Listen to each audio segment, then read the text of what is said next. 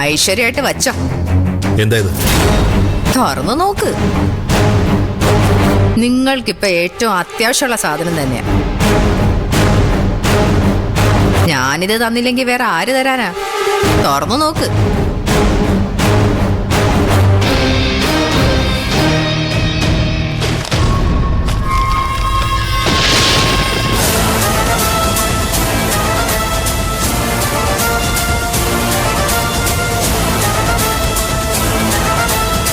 ചാവേണ്ടി വരുമ്പോ കയറന്വേഷിച്ച് നടക്കണ്ട. അതിരിക്കട്ടെ, അടുത്ത് തന്നെ ഉപയോഗം വരും. നിങ്ങളിപ്പോ വിചാരിക്കുന്നുണ്ടാവും ഞാൻ എന്തൊരു ക്രൂരയാണെന്ന്. അതെ, അങ്ങനെ തന്നെ ഈ തങ്കച്ചി. എന്നെ ചതിക്കാൻ നോക്കിയവരോട് ഒരു ദയയില്ലാതെ ഞാൻ പെരുമാറും. നിങ്ങളോടായാലും ശരി, നിങ്ങളുടെ കുടുംബത്തോടായാലും ശരി.